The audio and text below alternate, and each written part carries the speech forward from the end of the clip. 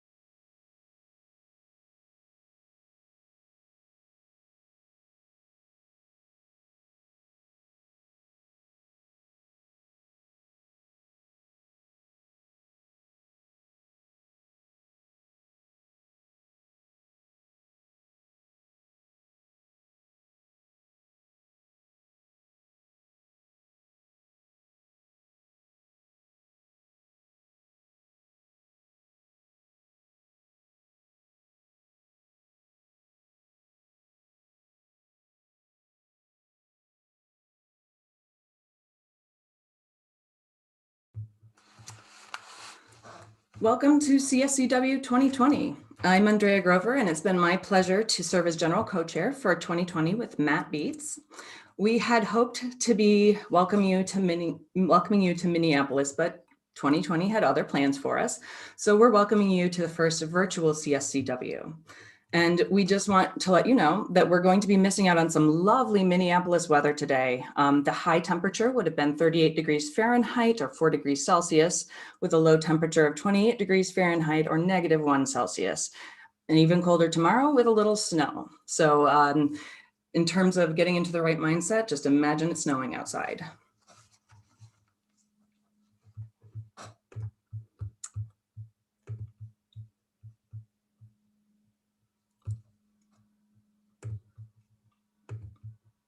Matt, you're muted.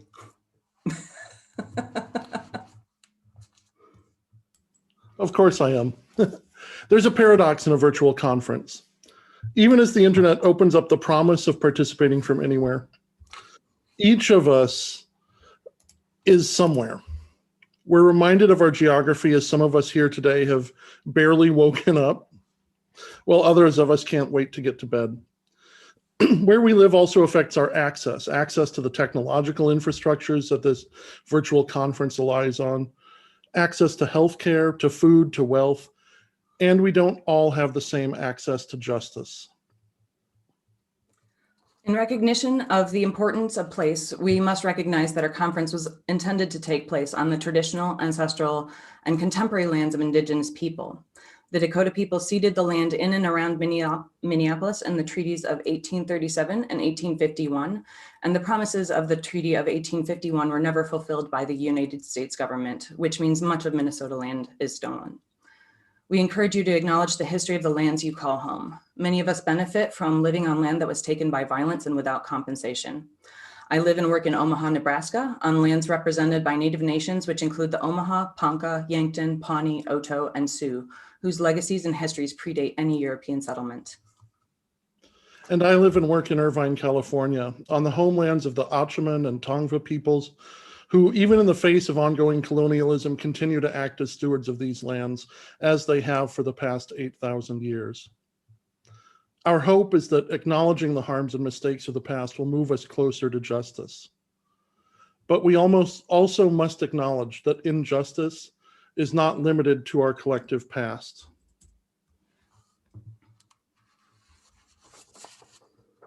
Current events in the United States and many regions of the world have driven home the pressing need for equality and respect for all individuals. Minneapolis became a focal point earlier this year as George Floyd's name was added to the far too long list of Black people killed by racism. Let us state this simply but powerfully: Black lives matter. We stand in solidarity with all who work to end racism, homophobia, transphobia, and injustice everywhere. We encourage you to consider throughout this conference and beyond how we can build a more equal and inclusive community and world. We encourage you to read about and support the work of organizations serving Indigenous communities and supporting the BLM movement, whether in the Twin Cities, like those we've linked from the Diversity and Inclusion page on the conference website, or in your own local area.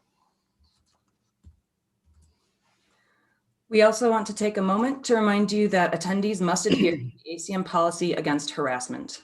The CSCW Code of Conduct includes some additional specifics around harassment, and we consider enforcement of these policies to be a community responsibility. There are a variety of ways that issues can be reported, which are listed on the conference website and a few on the screen at the moment.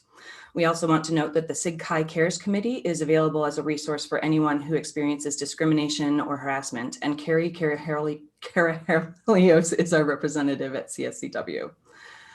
And now I'm pleased to introduce Juho Kim, one of our paper's co-chairs, to give you an overview of the technical program. Okay, thank you so much, Matt and Andrea. So I guess everyone can hear me okay? Great. As I'll be speaking on behalf of my co-chairs, Sarita and Sean, I have this virtual background to give a sense of virtually standing on stage together with them. I'll now give a brief overview of the paper's process and results. So the biggest change we introduced this year, or in a while, is the quarterly paper submission model.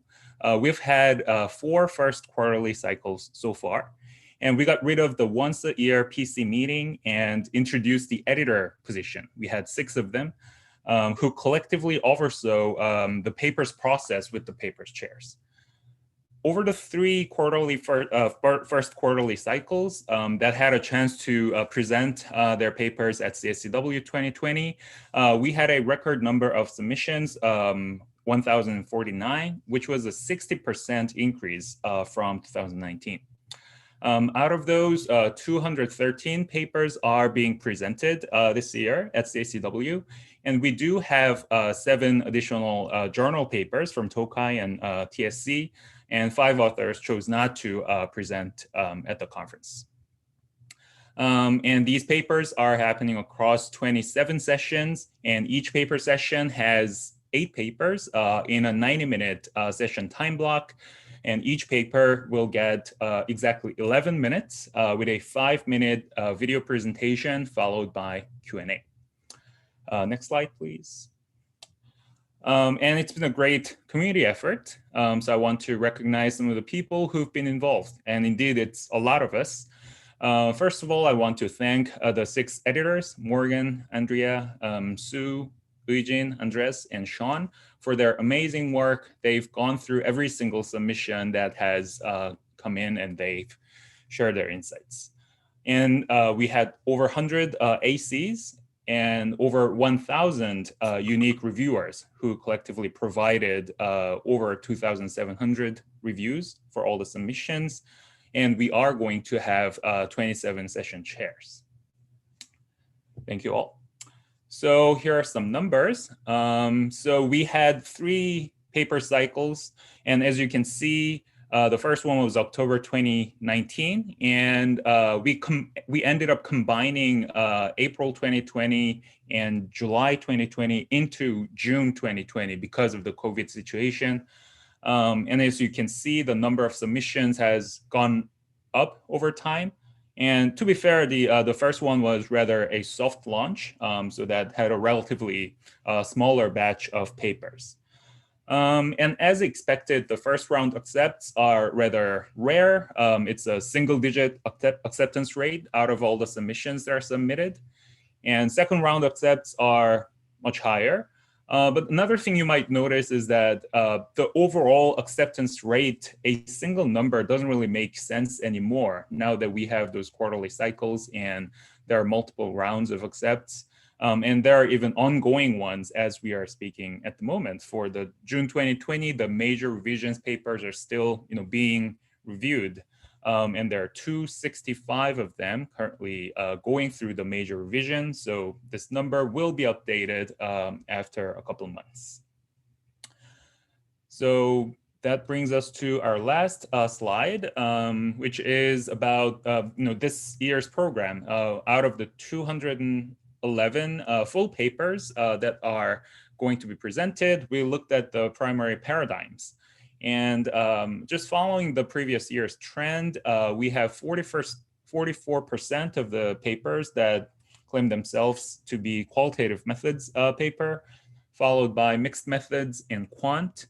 And we do have a relatively small number of systems, theory, and design papers. And I'm sure many of you have lots of different thoughts about where the field is going, whether this is a good balance. And I'll leave this discussion to our town hall. So that was a brief overview of the papers process, and that's it for me.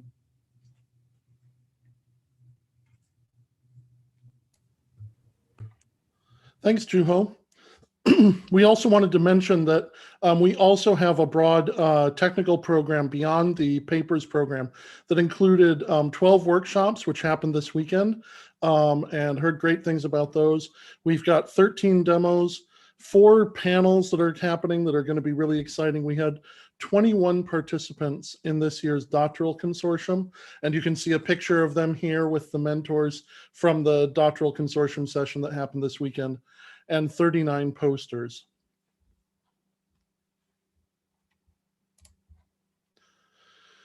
This year we decided to adopt Clowder as our virtual conference platform, and I wanted to say a little bit about how we got to that decision.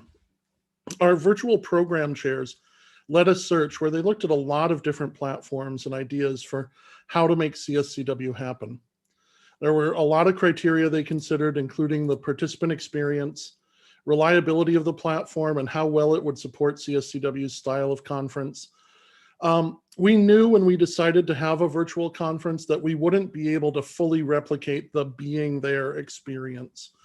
But the opportunity that we saw was to open up participation in the conference to people who otherwise might never be able to join our community in person.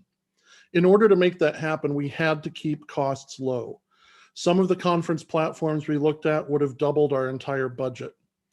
We also made accessibility a priority. And as much as we liked some of the more innovative platforms that are popping up, until their designers take accessibility seriously, we couldn't take those platforms seriously. At the conclusion of our search, the platform that best fit our criteria was Clowder. Clowder is open source and NSF funded, and it's been used for other conferences, had demonstrated that it was reliable and usable, but it was also flexible enough to support what we wanted to do.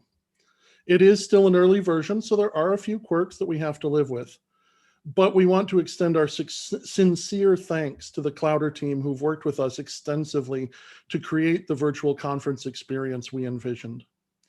We encourage you to get into Clowder, to look around, fill out your profile so others can find you, and take full advantage of its features. It is a fundamentally social space with a goal of making it easy to start chats, have spur-of-the-moment video conversations, follow papers and topics you're interested in, and interact with your fellow participants.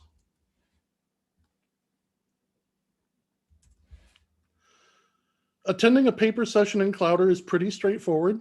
You'll see upcoming live sessions in the left navigation bar, or you can see the whole program by clicking on the calendar icon. In Clowder, all of the times shown will automatically get converted to your own time zone. Zoom links will be available starting 15 or 20 minutes before the session begins. And we're asking all presenters to join their Zoom at least 15 minutes before the start of their session for tech setup.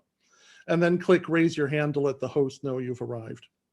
One thing to pay attention to if you're a presenter, in Clowder, your paper will have its own start time, but be sure to click the session button at the top of the page to find out when your session starts so you know when you need to arrive. Also, instead of chatting in the Zoom window for sessions, we will use the chat in Clowder for each session.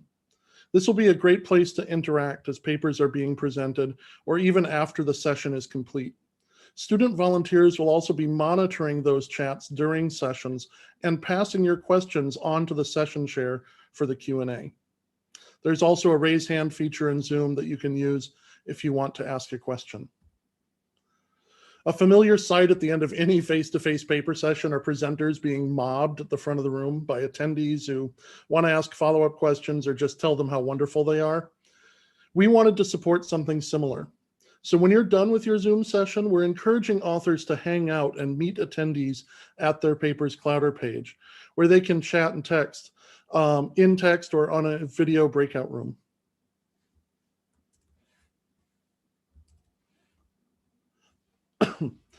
This year, all posters and demos are short videos. You can see them already by clicking Exhibition in the Clowder sidebar.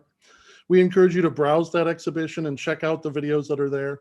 And then Tuesday at 11 a.m. Central Time, we will be having a poster and demo session where you can have a conversation with those poster and demo authors, as well as with students from the doctoral consortium. Join their breakout rooms in Clowder to chat about the posters, and feel free to hop from room to room during that time. It's also a great time to chat with other attendees. Remember, anyone can create a breakout room instantaneously in Clowder if there's a topic you want to discuss or just some people you want to chat with.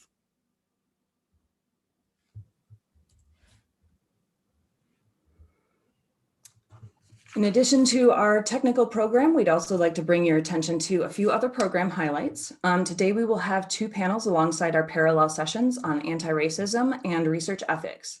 After the formal program ends, feel free to join the Diversity and Inclusion Social Hour. Tomorrow, our traditional town hall session starts bright and early at 7 a.m. Central, followed by a panel on feminist data practice. If you were in Austin for the closing plenary in 2019, you may recall that we announced plans to co-locate with the WIST conference. And despite the unforeseen challenges with physical co-location, we've designed some special programming for Wednesday to bring our conference communities together. The day will start with a cross-conference plenary panel featuring leading researchers at the intersection of both conferences, representing each decade from the 1980s through today. We're also looking forward to a jointly sponsored keynote from Afua Bruce of DataKind.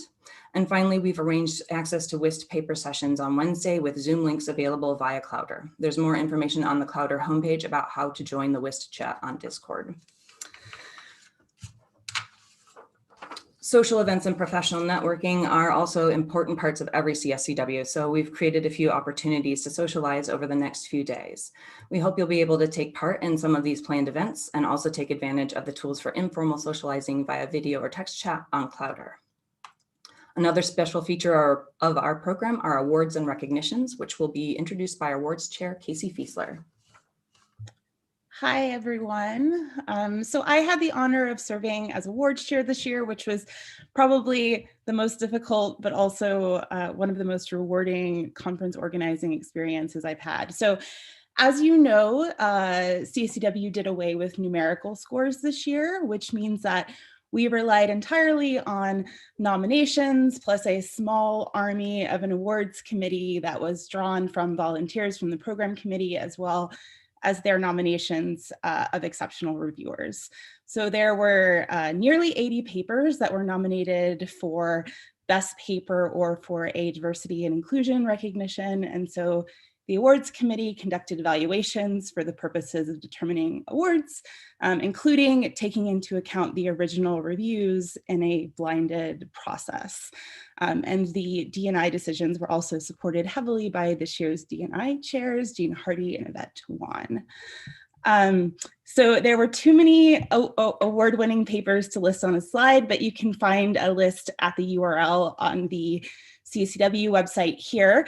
And you can also look out for these icons on Clowder. You'll find 9 best papers, 22 honorable mentions, 2 outstanding poster recognitions, and 10 diversity and inclusion recognitions. And this year, as you are doing reviews for CSCW 2021, don't forget to nominate papers so that we have just as many awesome things to recognize for next year.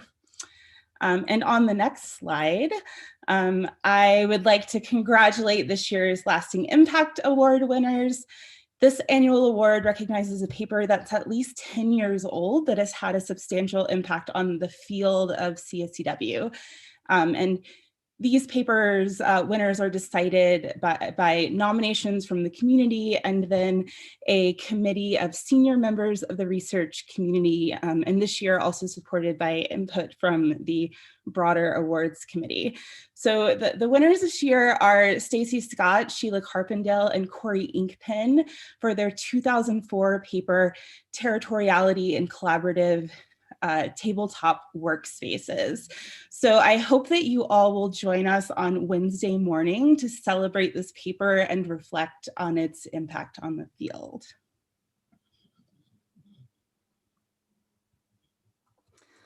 It's also traditional for the general chairs to give an update on who's participating this year. And like everything else, 2020 is an exception. This is the largest CSCW ever by around 150 people at my last count.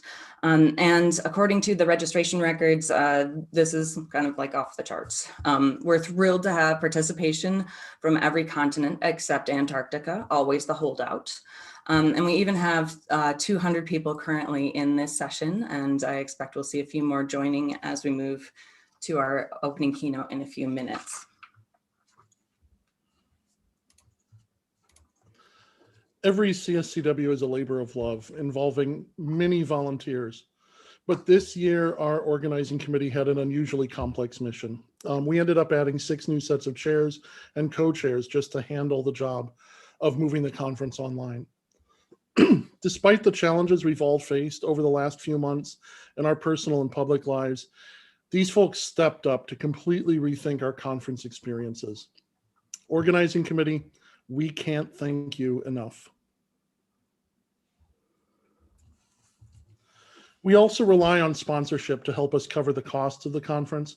This has been a hard year, not only for individuals, but also for the organizations that have been part of the CSCW community. We're especially grateful to this year's sponsors, Facebook, Microsoft, and the Underwood Institute. We're also grateful to ACM, SIGCHI, and the National Science Foundation for supporting our doctoral consortium.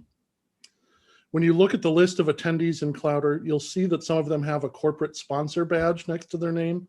We encourage you to reach out and thank them for their contribution. Getting to chat with those sponsors is also a great opportunity for anyone who might be thinking about a career with these organizations. And I know they are interested in talking with anyone who's on the job market. As we move into our opening keynote, we invite you to post and upvote questions for discussion with our speaker via Slido using the event code here, and use the live chat in Clowder for discussion.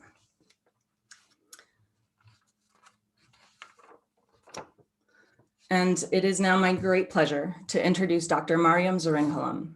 She is the Data Science and Open Science Officer at the National Library of Medicine's Office of Strategic Initiatives, where she works to enhance capacity in the biomedical research community for data science and open science, as well as promoting diversity, equity, and inclusion among the research workforce. Prior to her current position, Dr. Zaringhalam was a AAAS Science and Technology Policy Fellow at the National Library of Medicine after receiving a PhD in molecular biology from the Rockefeller University. She's a longtime science communicator and advocate for diversity, equity, and inclusion in the sciences. She works as a senior producer for the science-inspired storytelling series, The Story Collider. And if you've never heard of Story Collider, I highly encourage you to check it out. These are amazing stories. When she's not practicing science or advocacy, Maryam can also be found designing websites, a skill that she picked up and has been honing since the 7th grade when she designed her first website, which was called For Horse Lovers Only. Welcome to CSCW, Maryam.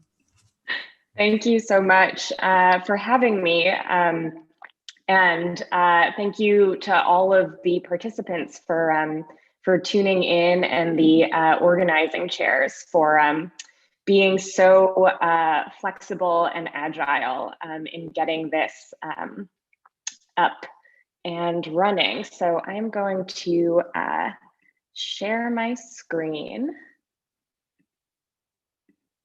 There we go. All right.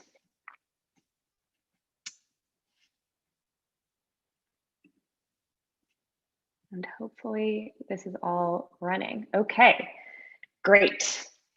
So again, thank you all for tuning in this morning.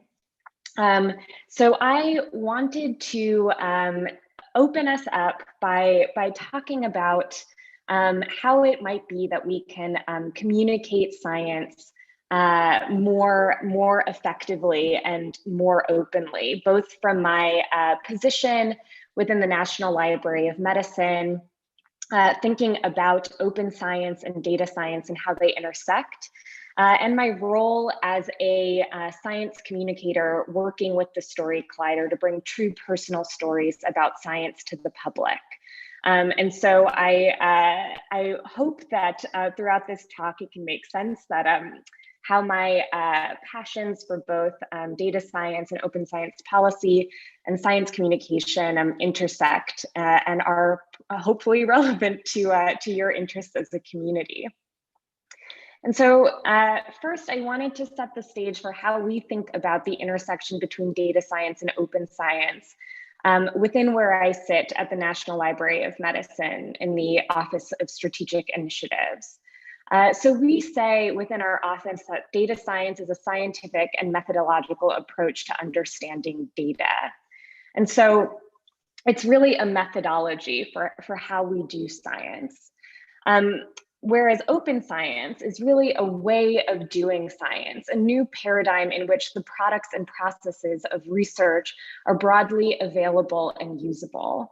And so I see a real intrinsic link between these two, a methodology and a way of disseminating that methodology. And for me, how I define success in open science is really by making research more cooperative and collaborative, so that the products of discovery can extend as far as possible to as many people as possible for the broadest good possible. And because the goal of open science is really to facilitate collaboration, that includes collaboration with the public, who are with non-technical audiences, who are really key stakeholders in science.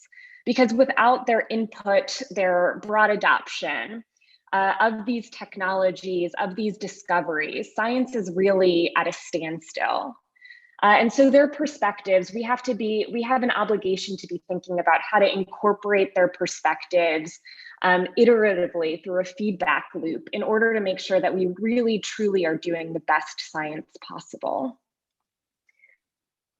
And a healthy open science ecosystem, I think, is really about communication. And so I think about communication from a number of different angles.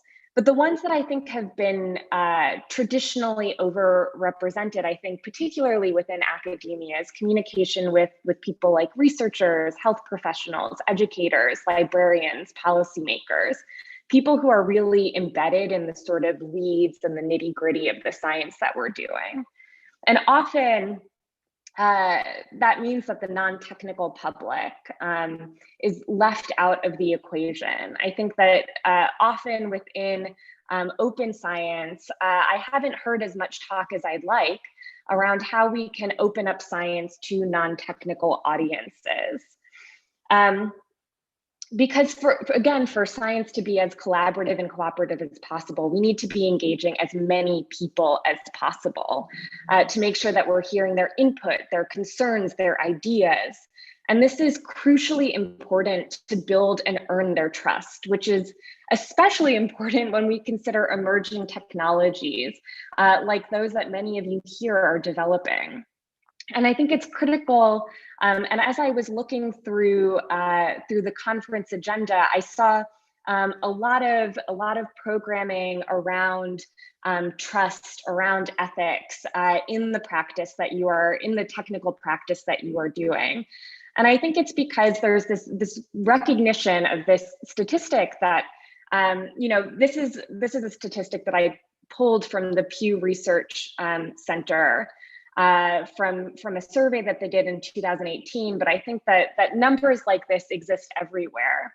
And they found that 58% of Americans feel that computer programs will always reflect human bias. And this human bias is bound up in perceptions of risk, and the greater risk that people perceive from certain technologies, the more distrustful or wary or skeptical they might be. And so it's critically important that we're thinking about, within communications, how it is that we can build trust, we can bolster trust within these non-technical audiences. And I think often within science, it's really easy to dismiss this lack of trust as, oh, people just don't know enough, but once they get the technology, they'll certainly love it and everything will be fine. And I often see, as I'm on social media, doing the doom scroll that has become such a prevalent part of so many of our lives. I sometimes see scientists just straight up mocking people who show any kind of mistrust or skepticism or fear of scientific technologies, dismissing their concerns as, oh, they're just not educated enough. But I think buying into that kind of thinking does us a huge disservice. One, because it becomes hugely alienating, and also because it's ahistorical, right? Like, it's critical to remember that within the history of science, and for me, I think a lot about the history of biomedical research, that it is riddled with examples of human abuses in the name of science. I remember that the history of the birth of gynecology was really born out of experiments done on enslaved women and children. That scientific advances have given us weapons of destruction, like the atomic bomb. That science has been used to force and coerce women into sterilization, and this isn't far in our past. We hear instances of it happening even today. And so their concerns, their skepticisms actually do come from an evidence base, from a shared collective history of harms that have been caused, again, at the hands of science. And these harms persist today within emerging technologies around computer science and open science. We've seen countless examples of bias baked into facial recognition algorithms. Just last year, I think Joy Buolamwini at MIT found that 3 of the latest gender recognition artificial intelligence technologies could correctly identify only white men with accuracy. And for dark-skinned women, that accuracy dropped to just 35%. And again, last year, researchers found that an algorithm used on more than 200 million people in United States hospitals to predict which patients would need extra medical care favored white patients over Black ones, reflecting and reinforcing systemic inequities that have long led to existing healthcare disparities. We've also seen examples of things that are technically legal but morally ambiguous uses of our data, like instances of healthcare data being shared with tech giants without patient consent, or this deeply disturbing, to me, New York Times investigation into smartphone tracking that I think really drove home how much data is being collected on us and how little oversight there is around who gets to utilize that data and how. And so even though I work in data science and I'm really excited about emerging technologies in my professional life, I'm very wary of them in my personal life, particularly as a woman, as a person of color, and as a daughter of immigrants. And so when I communicate to people who are skeptical, I try to keep my own skepticisms in mind, skepticisms that stem from my lived experience. And so in order to do that, in order to have these sorts of conversations, I've really had to reject what is known as the deficit model of science communication. And it's a model that is often prized and held up within academia. And it's sort of this lecture model, right? You have the scientist, the expert, the researcher standing at the front of the classroom, just presenting a slew of facts, data points, and conclusions to an audience, with the idea that, if I just explain it enough, if I just give you enough data, you'll get it, right? But within the social sciences and the field of science and science communication, we've long known that this form of communication, this deficit model, is deeply ineffective when communicating to people who are outside of our small, tiny communities, people who are already bought in, who are already deeply steeped in all of the nitty-gritty details of these technologies. And so an alternative to this model that I'd like to propose here is what's called the participation model of public engagement, which quite simply rests on meeting people at their level, meeting them where they're at, and recognizing that you're not, just watering down the science, but that people that you're engaging with, these non-experts, actually have, these non-technical experts, actually have an expertise that stems from their lived experiences, their viewpoints, and their ideas that may be extremely valuable for you to incorporate as you continue on about your work. And so what I'd like to explore more as I move through this talk is how shifting to this participation model can help us think through two questions. The first is, how can we communicate with the non-technical public about emerging technologies? And the second is, how do we have conversations with the non-technical public to make these technologies better? That it's not just, again, us disseminating information in some unilateral, in some one-way, stream of facts, but that we're actually having constructive conversations that, again, make the science better. And so these two questions are pretty interrelated, and I think it's hard to answer one without the other.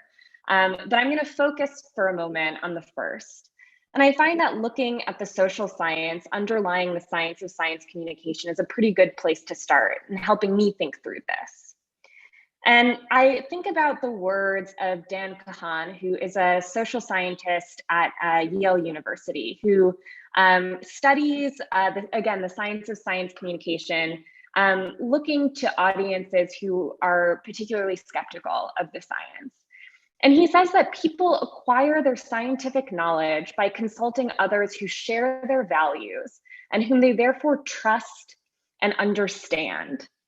And I think that trust and understanding piece is one that is often lost or deprioritized within the sciences, within fields where we really prioritize jargon because we're working, again, down deep in the weeds, and it's sometimes hard to pull ourselves out from that and use, common language that everybody can understand and that can anchor us to our, greater purpose for why we're doing this work. Which is, I think, ultimately why it benefits society. And this idea of, what it is to be a trustworthy expert, I think is one that is kind of difficult to get at. But there have been researchers who have tried to think about, what makes an effective expert, what makes an expert trustworthy. And so for this, I turn to the work of Susan Fiske at Princeton University and Sidney Dupree at Yale. Both of them are psychologists who study perception and stereotype formation. And they've found that in order to be an effective expert, it really boils down to having two qualities, which are how competent you are and how warm you are. And competence refers to how well does my audience perceive me to really know my stuff, to know what I'm talking about, to have a good command of the facts. And warmth refers to how much my audience perceives me to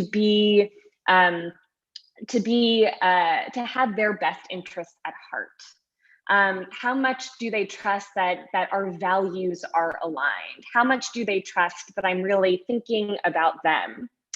And what they did to sort of get at, how these two variables interact with one another was they surveyed a whole bunch of Americans and gave them a list of different, asked them questions about different professions. And they ranked the feelings that these professions instilled within the participants. What were their reactions to them, to different scenarios that these professionals were put under? And so this is sort of a simplistic representation of what they found, where on the x-axis we have warmth, the perceived warmth of these professions, and on the y-axis we have competence. And those who were viewed to be both very warm and very competent were professions like teachers and doctors. And they were viewed by participants with feelings of admiration. Those who were perceived to be warm but not terribly competent were viewed with pity. Those who were viewed to be not very warm at all and not very competent were viewed with disgust. And I think that this is a really disturbing finding, because many of the people, many of the professions were people in the service industry, which I think is, just unacceptable. But then in the last quadrant were people who were perceived to be cold, but highly competent, and they were viewed with envy. And this is where scientists, engineers, researchers, lawyers fall in. And what I find, kind of interesting and amusing is they, as part of this experiment, they hooked up the participants' faces to electrodes to sort of see what were their facial reactions to certain scenarios. And they actually found that if you recounted, you told a little anecdote about a scientist waiting to hail a cab, and a cab drives through muddy water and it splashes up on the scientist, many of the participants kind of smirked a little as this sort of like a bit of schadenfreude, I think. And so, it makes me think, how is it that we can get away from this envy? How is it that, if I get splashed with mud, it doesn't make a participant, or it doesn't make somebody else, a bystander, smile, but rather empathize with me? How is it that we can move from this quadrant into the one of admiration? And it's really thinking about how can we communicate in a way that we bring some of that warmth, that we bring some of our humanity, our relatability, our values, our lived experiences, our motivations, our concerns to our audiences, which they may in turn share and empathize with and find new entry points for discussion. And this is where I want to move into the work that I do within storytelling. And so I come at this from the perspective of a producer for an organization called The Story Collider. And our mission is to bring true personal stories about science to the public, both through live shows, which are now virtual shows that we host from, back before COVID, 14 different cities around the world, and now in a living room near you. And through workshops where we teach scientists how to leverage the tools of narrative storytelling in order to more effectively communicate about their work. And all of this stems from a fundamental belief that everybody, no matter who they are, no matter whether they're a scientist or not, has a story to tell about science, because science impacts our everyday lives in ways that we may or may not expect. And so we are really committed to highlighting all of the different relationships one can have with science, whether they're, humorous or tragic or concerning or deeply inspiring. And when we talk about stories at the Story Collider, since I think story is kind of an overused term, what we mean is very simply something that has a beginning, a middle, and an end. And in the middle, something changes. Now, what that change is can vary, but I think it's fundamentally bound up in a moment of insight or clarity or discovery, a moment that could be very big where everything around you shifts, or can be very small where you realize, a little bit more of clarity of purpose. And in this approach, scientists, researchers are the main characters. Discovery can be the central plot line. And so science is then the evolution of how we understand the world around us. So when we think of it this way, stories are a really excellent formula for delivering science content and guiding our audiences through the process of discovery and what it means for us as drivers of that discovery and could mean for them as people who are participating, engaged, and collaborators could be within that process. And we use stories all of the time in our everyday lives in order to make sense of the world around us. We've been doing this for as long as humans have been communicating with one another. And so storytelling is really ingrained in us. We're hardwired to take stories in a way that we're not necessarily hardwired to absorb cold, hard facts that are delivered in a vacuum in that deficit model of communication. And stories can then provide the context in which the discovery happens and can give us characters that we can relate to, bond with, see ourselves reflected in. And that's why they're such effective information delivery vehicles. Because stories are, again, how we make sense of the world around us all the time. And they're also how we connect with one another, how we form bridges that are necessary for that open communication. So when we work with, and when we are trying to convince scientists of why stories are so effective, it's also because stories are more interesting, they're more understandable, they're more believable because it's something that you've experienced when you're telling a true personal story. And they're more persuasive.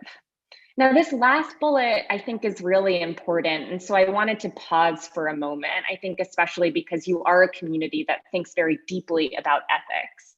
And there's an ethical responsibility we have when using a mode of communication that is more persuasive. As my mentor, Liz Neely, who is formerly the executive director of Story Collider, says, stories are tools just like hammers. You can use them to build houses or to break kneecaps.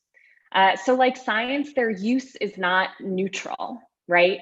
We're constantly having to think about, is this the right use of telling a story?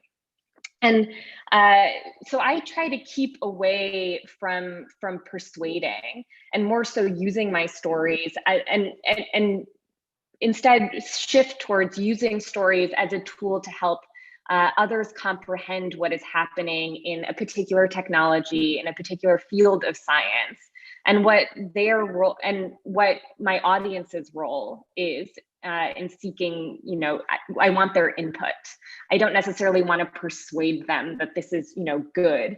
I want to hear what they think about it. And so we can use stories to find common ground with our audiences. And again, open up this two-way channel of dialogue to mitigate some of these ethical concerns. And so with that in mind, when we're telling scientists, how they can share their stories, we're very mindful of saying, to bring to them their unique experiences, their fears, their hopes, their honesty, their sense of humor, their imagination, their quirks, their motivations, the real stakes of the work they're doing, their truth, their voice, and their vulnerability. In other words, we tell them to bring their whole selves into the communication efforts, into the stories that they do. Now, I understand that this is all very theoretical right now. And so I wanted to show you how you might use stories to establish open lines of communication with your audiences. And so here I've selected a few examples from our catalog that are mostly in health and biomedicine, since that's where I'm coming from. So this first story, or this first clip, is a story that Bianca Jones Marlin told in 2018.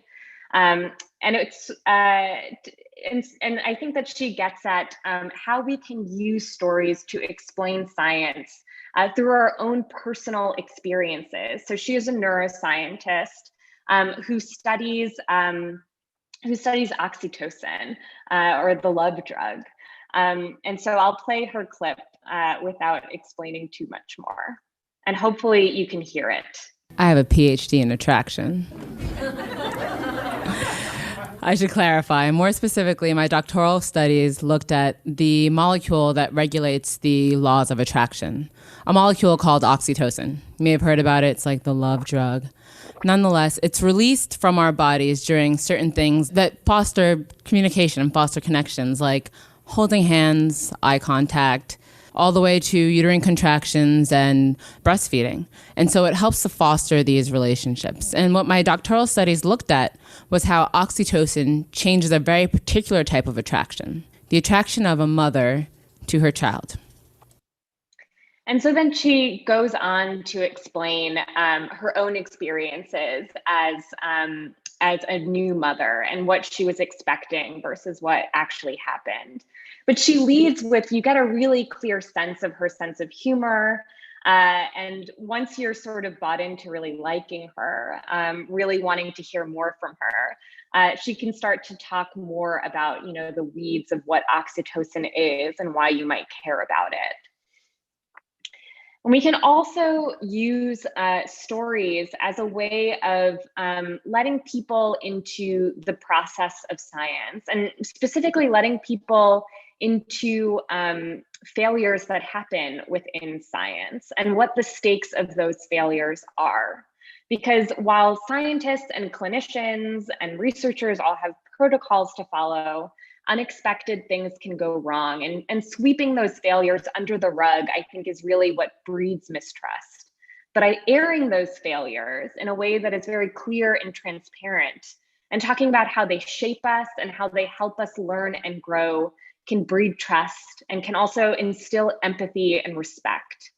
And so here's the clip from Dr. Veronica, who's an OBGYN who told a story about her time working on a Doctors Without Borders mission in South Sudan. About a year ago, I found myself in South Sudan.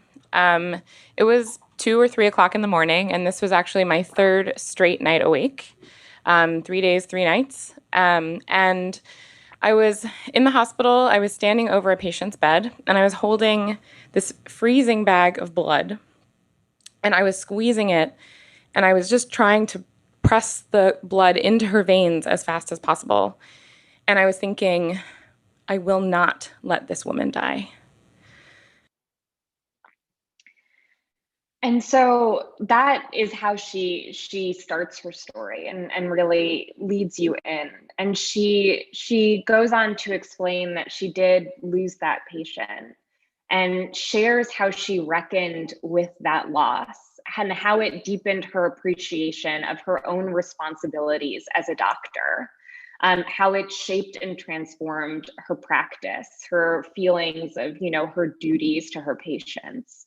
And I think that's what makes her story so powerful, is that she's really honest about what happened and how she's going to make sure that it doesn't happen again. We can also use our stories to show our relationships to the communities that we serve, because scientists are members of the general public.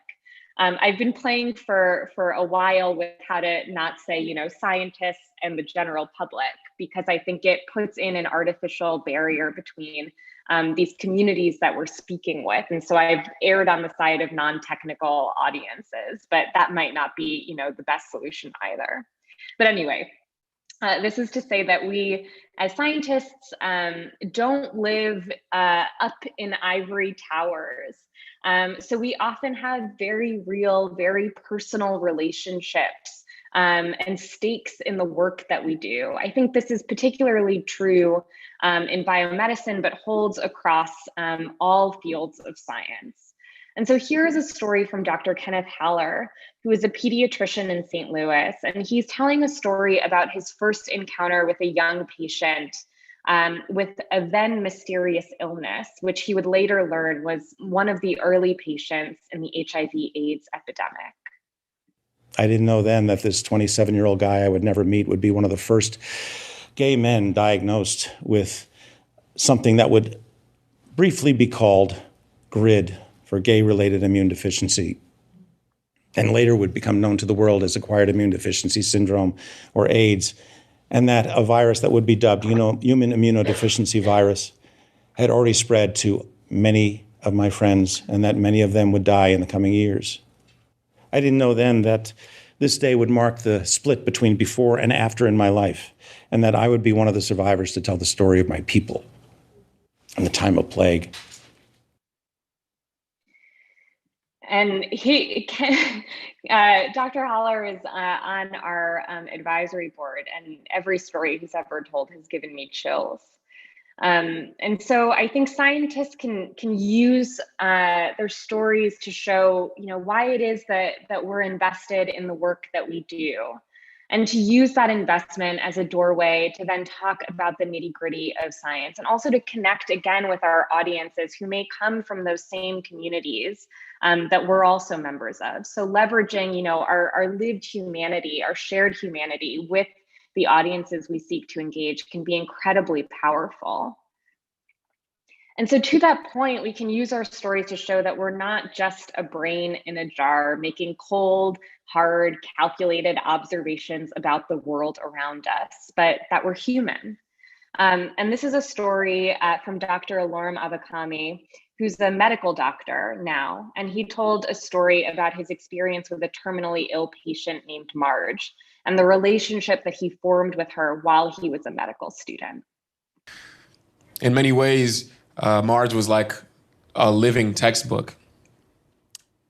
But of course, she was more than a disease model. She was alive, if not for long. In fact, sometimes I would forget that she was sick.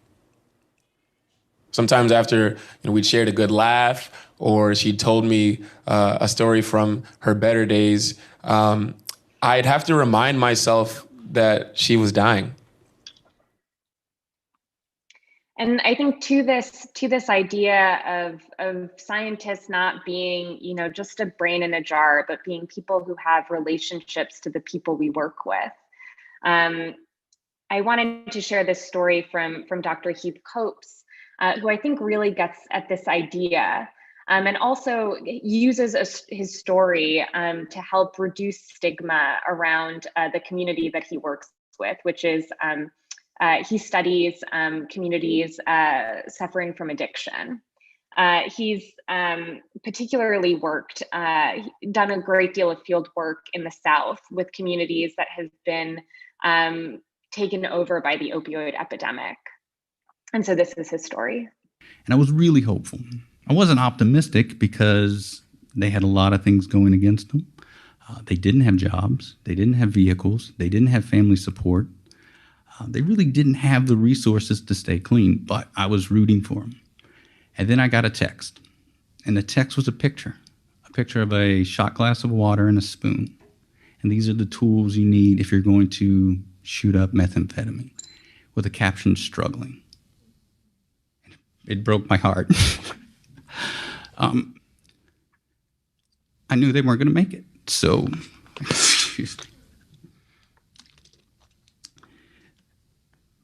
that's when I realized this project is different. I'm connected to these people. And I think that his story really beautifully helps us bear witness to both his own suffering as a researcher and the suffering of the community that he works with. And it humanizes this community that exists on the margins that's really easy to make assumptions about. And I think in speaking in this way and speaking of his relationship and his connection to them, he's able to in turn help reduce stigma around this pressing public health crisis because he's leading with his humanity.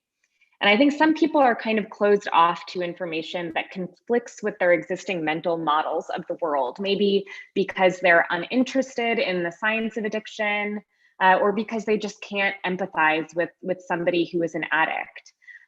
Maybe they're uninterested in policy solutions because they think it could never happen to them. And I think that using stories in this way to connect with people about the import of our work, about the connections that we can form with people as we're engaged in that work, is vitally important as we think about, not just communicating with non-technical audiences, but also communicating with people in the space of policy who we hope will adapt or adopt our solutions that we're working on. And so as I'm playing these clips, and I didn't intend it this way, I realize that they're kind of downers. So hopefully the next one that I'll leave you with before moving to the next part of my talk can instill a bit of hope. So this is a clip from Dr. Tracy Dixon Salazar's story to highlight how we can use stories to instill hope and galvanize action while still recognizing and addressing where science falls short. Dr. Dixon Salazar is a neuroscientist and a rare disease advocate, but she wasn't always that. And that's really what her story is about.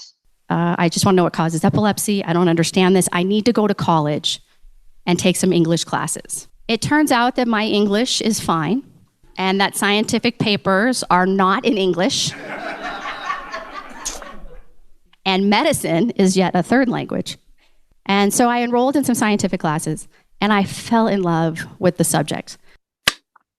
And if you think about it, you really shouldn't have to get a PhD to figure out what's wrong with your kid and to do the research yourself to find the medicine behind the science and then convince the physicians to try that. But a mom's got to do what a mom's got to do till science and medicine catch up, and we'll just keep doing it. So I should have mentioned that she started going back to school after her daughter was diagnosed with a rare form of epilepsy, and wound up actually being able to find a therapeutic after she finished college and then went to grad school and then did a postdoc.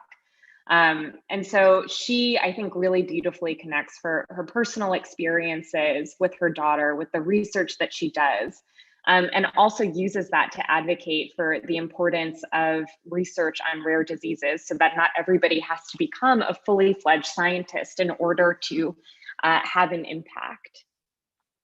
And so I'm going to skip these slides.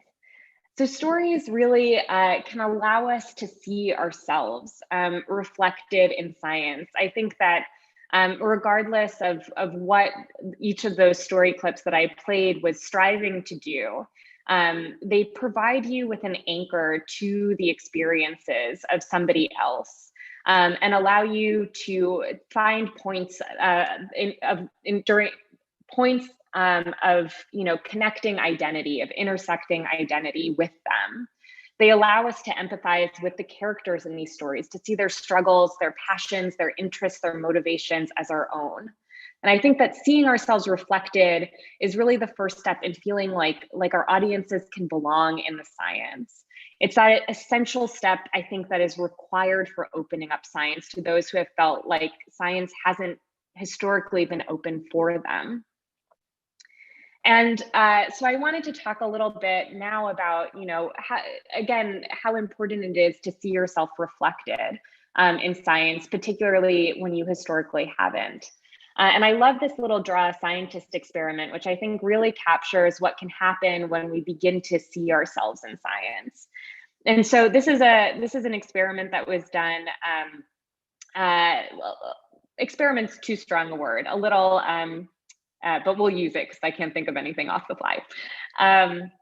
So there were students, kids who were about to go off to Fermilab on a field trip. And they asked these kids to draw a picture of what they thought a scientist looked like. And they drew images like this.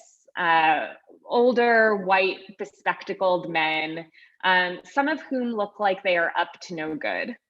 And then the kids went off to Fermilab and they got to talk to scientists who are actually doing the work of science, who come from all different backgrounds, and they got to chat a little bit with them about the work that they do, about why they're really excited about the work that they do. And when they came back, the students were again asked to draw what a scientist looked like. And they drew images that looked like this, ones that are much more reflective of the people who are doing science. And I love this study because it gets to the heart of why representation matters, especially when we're thinking about how to foster a sense of belonging, which is, I think, critical to foster a sense of trust with the audiences that we seek to engage, because these small interventions can really make a big difference in challenging the idea of who gets to do science, of who gets to participate in conversations around science, and ultimately to whom science belongs.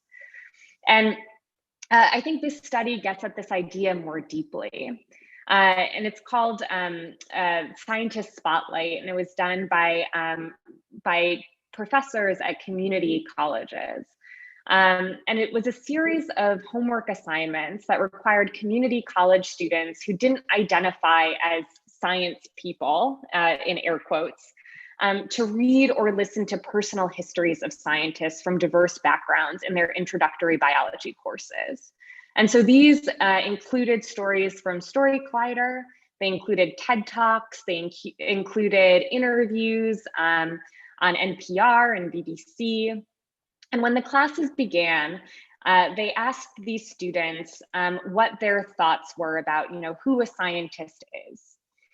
And the students said, people who do experiments, people who are especially intelligent, people like Albert Einstein, people who look for the truth. And after listening to these personal histories, the students found that they surveyed the students again, and their perceptions transformed from all types of people. People like Darlene Cavalier, and I think Rosalind Franklin was somewhere in the mix. People who are dedicated and passionate and curious and creative and want to make the world better. And so they changed from stereotyped depictions of science to ones that are, I think, more reflective of the diversity that exists within the scientific workforce. And those altered stereotypes matter, both because these students who shifted from stereotype to non-stereotype perceptions actually performed better in these classes, but also because, again, they started to see scientists as people like them. So this is a testimony from Gina, a student called Gina, who is a Black and Native American student.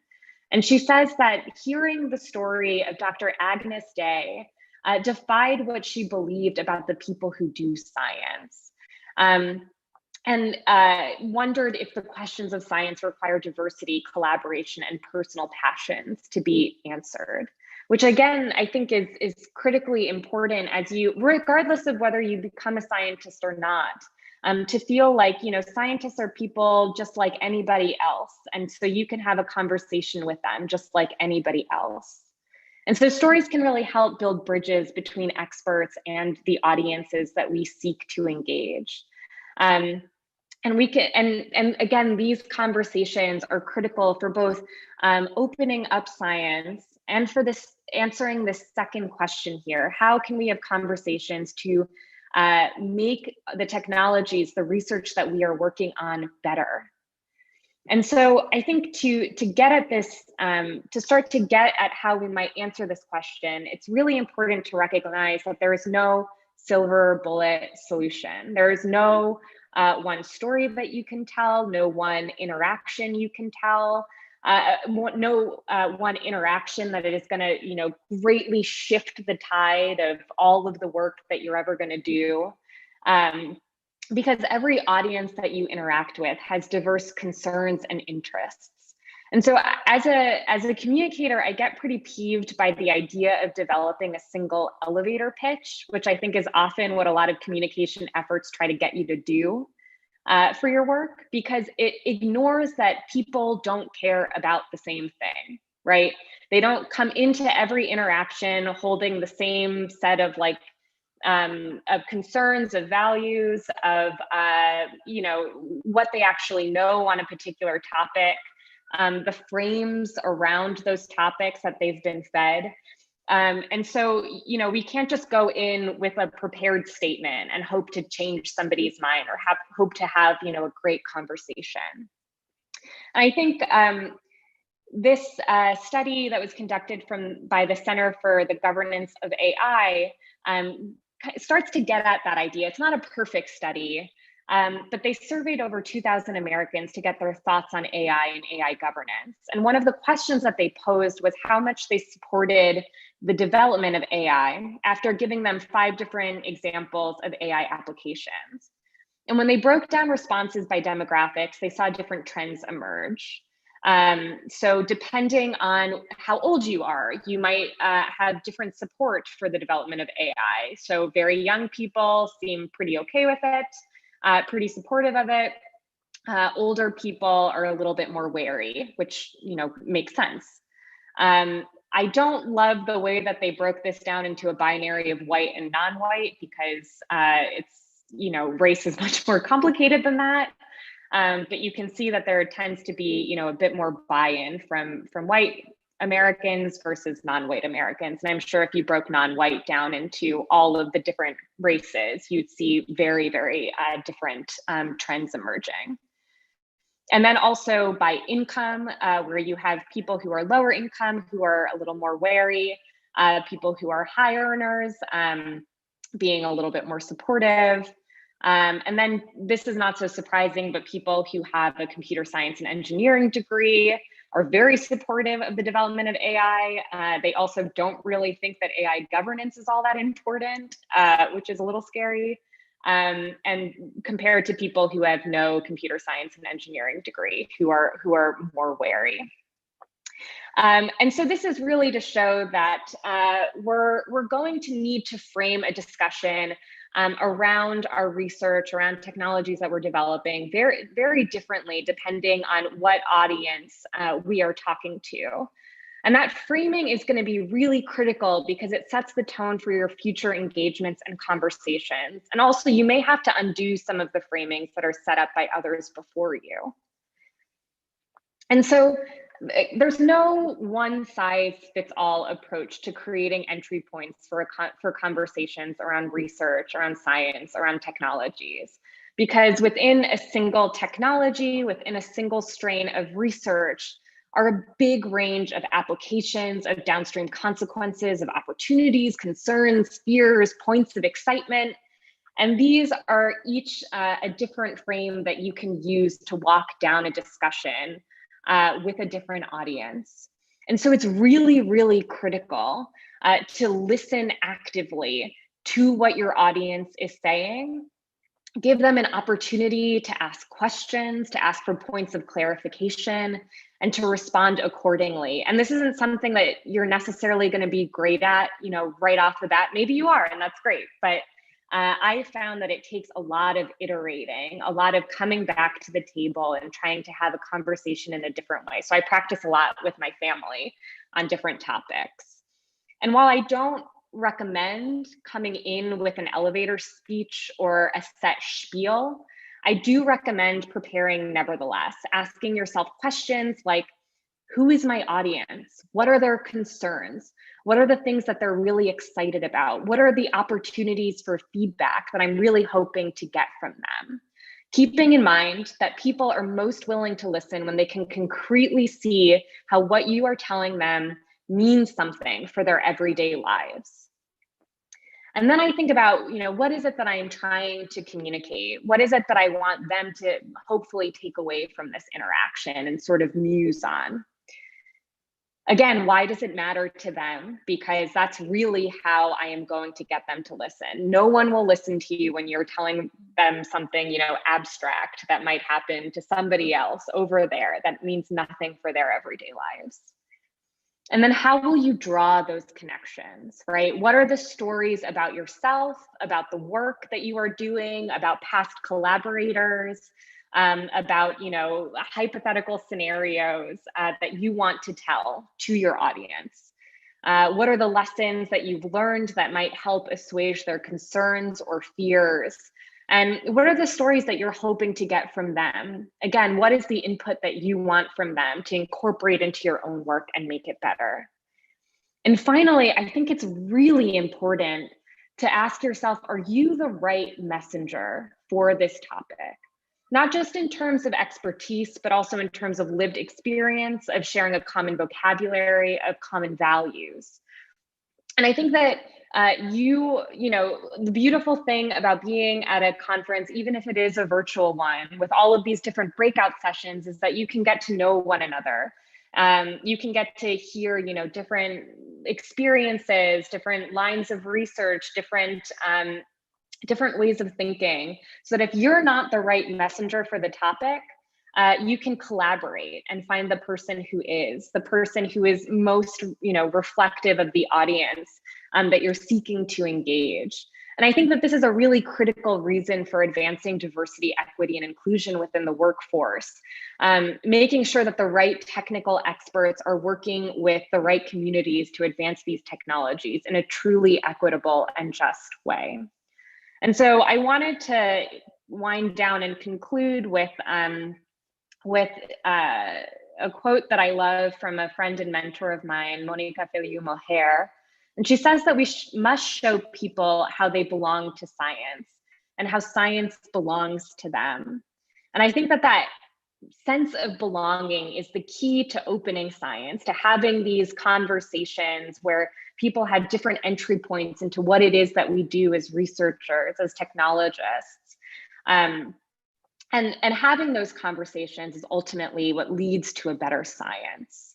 And so with that, I thank you for your attention this morning or afternoon or evening, depending on where in the world you are. And I'm happy to take any questions that might have come up. Thank you again to all of you and to the organizers for this fantastic opportunity. Bravo. Thank you, Maryam. That was really thought-provoking and a great message to take back to our everyday work. I have a quick apology to everyone for issues with captioning. We did have plans in place. We found a technical glitch. We're working on fixing it, and the recording on YouTube will be captioned. We have some great comments that came in on Slido. First of all, I'd like to repeat Michael Muller's comment that this is a very beautiful keynote, and thank you so much. This is one of the upvoted comments. Thank you. There's a couple of great questions here. One that I'd like to start with from Cliff Lampy is whether you have any tips for telling stories about less humanly accessible stories. Everyone can relate to addiction and disease, but many times our stories are less universal or more technically detailed. Yeah, that's a great question, and one that I sort of struggled with in my PhD, because I worked on a very, very specific modification of RNA from a uridine to a pseudouridine. And to get people to care about that was very difficult. And so what I wound up doing was just sort of iterating with friends on what sorts of analogies might be the most helpful or useful in getting them to sort of have an anchor point into the work that I was doing, and then move from that into more sort of the more nitty-gritty, more technical aspects. Because once you have somebody's interest and attention, you've bought yourself more time to explain some of the more technical aspects.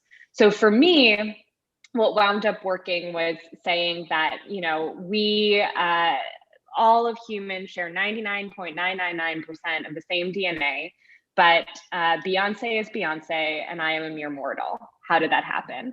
And then I used that to talk about epigenetics, and then to talk about epitranscriptomics, and then to talk about this very specific modification. And it took me, I'd say, a year and many conversations back when you could, talk to strangers at bars in order to get there. And so it might not be something that happens overnight, but I think a good analogy, as can be really, really powerful and instrumental in buying you that bit of time to go more into. And I think that many of us, I mean, I don't know about your specific case, but you can also talk about applications and then reverse engineer to talk more about the technical aspects of your work. Because I think, again, applications are a way in which people can connect pretty readily to your subject matter. And if you want to sort of iterate with somebody, I'd be happy to chat more. Great, thanks for that offer. I hope you don't get flooded with people taking and I definitely use that technique myself of looking at like, what's the application? Because otherwise, sometimes people think the stuff that I work on might be on the trivial side. And I'm like, oh, but look at the possibilities. Yeah. So another great question that came in from Andrew Miller is whether you have advice for telling stories about research without co-opting participants' stories. There's great power in this approach, but also some risk that we end up just centering ourselves all over again. Yeah, that's a really great question. So something that I have heard is being adopted within medicine, and there are, of course, issues around anonymity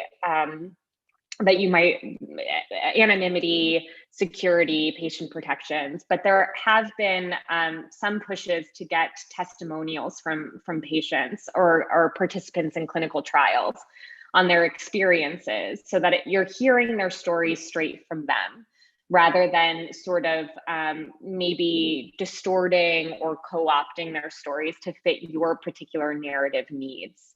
And so I think, where applicable, if you can, bring people who have been impacted by the technology along with you to share their stories. It doesn't have to be like, communication does not have to be one person to a group, like one researcher expert to a group, one-on-one. It can be like a few people who know different aspects of the work in different ways with a different group. And so, of course, again, there are concerns around, depending on what the research is, around privacy. But where applicable, that could be a good way, so that you're hearing it in their own words, rather than, again, your words sort of contorting reality to fit your needs. Great suggestion. So one of our most popular questions that was posed here is from Norman Sue, who says, storytelling is a difficult and sometimes daunting skill. I'm curious what you would suggest to help scientists become comfortable with and effective at telling stories. Yeah, that is a great question. I am not somebody who, public speaking does not come naturally to me. The first time I ever gave a public talk was to an audience of 10, and I cried because I was so nervous. So I think some of it was just kind of exposure therapy in a way, just doing it a lot, failing sometimes, and then figuring out what works and what doesn't. And I know that's not an answer that people really like to hear, but I think also leveraging, our own, our families, our collaborators, our friends as people that we can test out, trying to tell stories with. I think also what has helped me is figuring out how to start off talks with a story. I didn't do that this time, but I found that, talking the way that I might to a friend, and then adapting that to introducing a talk has helped me get a little bit more comfortable with my own voice, which has in turn made me more comfortable with, public speaking, because I know how to be me. And I don't always know how to be, me performing the role of, a technical expert, even though I am one as well, if that makes any sense. So yeah, I think just practice with your friends, your family. Sometimes I practice with my cat because she's very vocal. But there isn't really a shortcut to that. There are also, trainings available like those that we have at the Story Collider that are now being made available monthly. I think that the Alan Alda Institute for Communicating Science also has trainings. So you might explore resources out there for, developing a tool set that you can then practice and apply. Great. Yeah, I've heard great things about the Alan Alda training, especially. And sometimes this can be covered by professional development funds, depending on your employer, right? So I think one last question here before we wrap up from John Tong is whether our current pandemic-induced virtual conference season and prompt innovation in conferences could let us have more of a participation model of communicating science. Could facilitate that? Mm-hmm. I mean, I think it's all about, how things are designed, right? Like if you have a talk that's in webinar mode, where it's just you and and you've disabled the Q&A feature, then obviously, no, that's not going to lead to a participation model. But I think, it looks like there are some sessions around, how to build diversity and inclusion in design. And so I think, ensuring that things are accessible and captioned, ensuring that things are happening, that there's opportunities for breakout groups, ensuring that, you have things happening in time zones that are accessible, ensuring opportunities for follow-up. So, if you don't get everything answered, which is why I make my email available and I extend that offer. So I think that we are all, depending on, burnout is a real thing, but I think we're more available or easily available and can connect. I mean, it's amazing how international this conference is. I don't know whether that's unusual or specific to now, because hurdles around, airfare and travel and have been eliminated. But I think that there are a lot of opportunities now to connect with people that we could never connect with before. And as long as we're being really intentional about the design in which we're connecting, giving opportunities to people who haven't had a chance to speak up, and thinking about like how can we make these discussions as inclusive as possible. There's a world of opportunity to use this time as to move towards that participation model. So that was a great question and point that I will internalize and take back with me, and why bridges of communication are really useful, because now I have an idea planted. Excellent. Yeah, I've seen some examples of bringing in different constituencies to the conference experience at the Citizen Science Association, where bringing in members of the public as legitimate experts is highly encouraged. So different spaces have different traditions around this, and I think this is something we can think about ways to encourage moving forward. So I want to thank you again, Maryam. This was a fantastic talk. Thank you. Slido comments are full of compliments on your slides and the talk itself.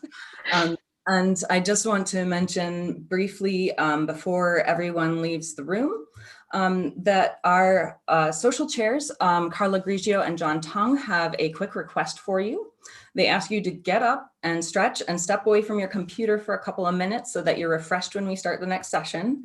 And in between refilling your coffee or tea and returning to the screen, take a selfie for a collage that will be shared tomorrow. And you can upload it to the folder listed above. The URL should also be on the Clouder homepage, or if it isn't yet, it should be shortly. And with that, we hope you all enjoy the conference. Thank you very much. Thank you. Thanks.